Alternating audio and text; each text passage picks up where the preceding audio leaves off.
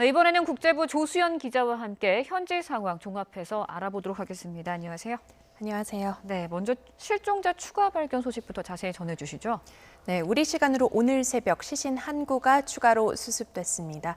발견 지점을 보면요, 침몰 현장으로부터 22km 떨어진 이르드라는 지역인데요. 현지 주민의 신고를 받고 출동한 헝가리 경찰 경비정이 시신을 수습했습니다. 우리 정부 신속 대응팀은 감식 결과 유람선에 탑승했던 20대 한국인 여성으로 확인됐다고 밝혔습니다. 이에 따라 지금까지 확인된 한국인 사망자는 모두 19명으로 늘었고요. 실종자는 7명이 남아 있습니다. 사고 유람선에 탑승했던 한국인 33명 가운데 생존자는 7명입니다. 네, 현재 실종자 7명이 남아있는 상태인데요. 아직 찾지 못한 실종자들에 대한 수색자가 어떻게 이루어지고 있나요? 네, 지난 며칠 사이 실종자 수색은 대폭 강화됐습니다.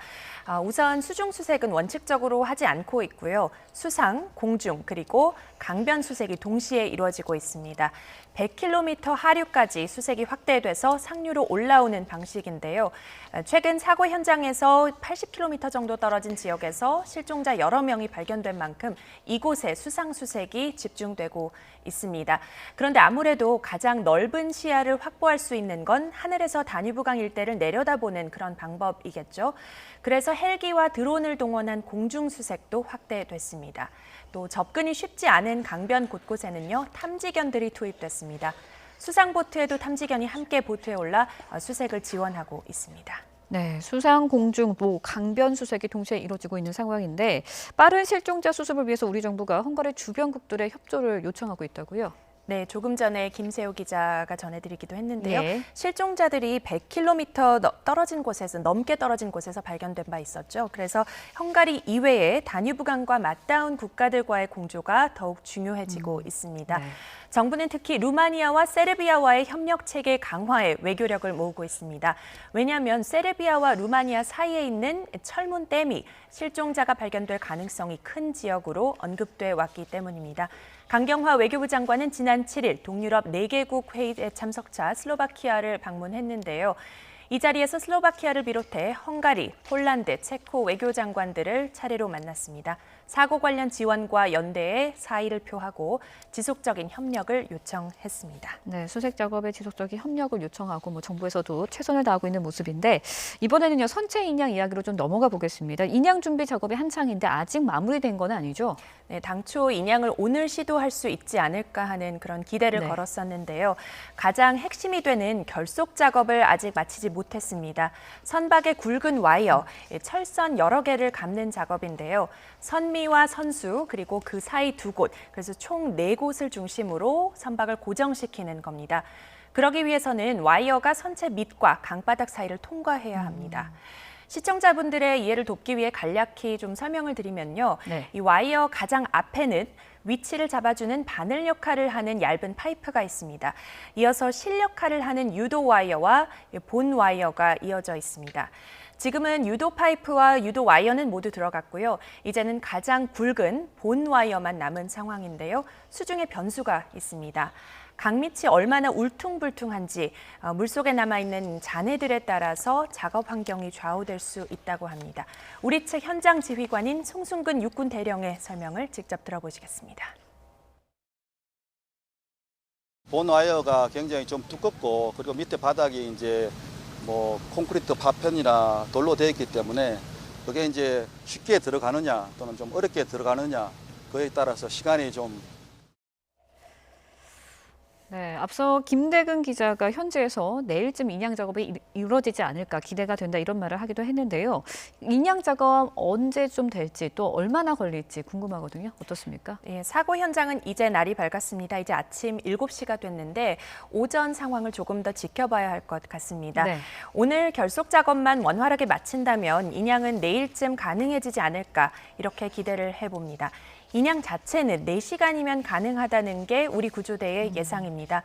선박을 감는 와이어와 그러니까 선박을 감아놓은 와이어와 또 크레인을 연결하는 데에는 3시간, 그리고 들어 올리는 과정은 1시간 정도 걸릴 것으로 내다봤습니다. 하지만 이 마지막 1시간이 상당한 정교함이 요구되는 예민한 작업이 되겠습니다. 선체가 두 동강 나지 않도록 균형을 잘 잡아야 합니다.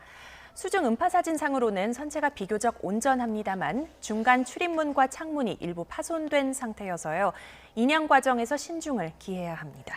네, 앞서도 말씀해 주셨지만 중간 출입문과 창문 일부가 파손된 상태여서 아무래도 인양하는 과정 중에 시신 유실이 있지 않을까라는 생각도 좀 우려도 좀 나오고 있는데 어떻습니까?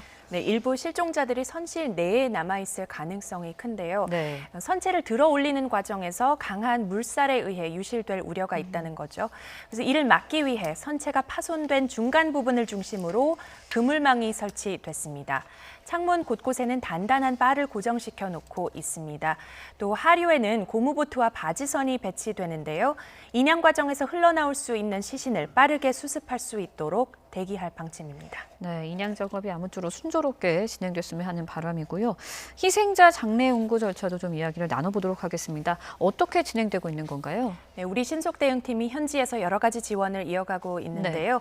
희생자들이 속속 확인되면서 이제는 장례, 운구 절차에 집중하고 있습니다. 화장을 선택한 가족들을 대상으로 현재 화장 절차가 진행되고 있습니다. 여기에 필요한 증명서류 발급, 이런 행정적 절차 지원을 하고 있습니다. 부다페스트에는 지금 피해자 가족 47명이 아직 남아 있는데요. 현지에서 가족들에게 매일 아침 상황을 브리핑하고 또 심리, 정서 상담도 계속하고 있습니다. 중대본은 오늘도 서울에서 대책회의를 이어가며 추가 가족 지원 방안을 점검하고 있습니다. 네, 가족 지원 현황까지 저희가 또 알아봤고요. 끝으로요, 헝가리 당국의 사고 원인 조사 어떤 진전을 이루고 있는지 좀 설명해 주시죠. 네, 우선 사고 조사와 관련해서 한 가지 말씀드릴게요. 아직은 헝가리 검찰이나 경찰의 공식 발표가 아닌 추측성 보도들이 많습니다. 네. 이 부분들을 감안해서 지난 밤 사이에 전해진 새로운 소식은요.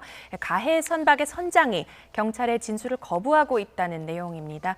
현지 매체가 전한 내용인데요. 최근 변호에 불리해진 상황에 따른 것으로 판단이 됩니다.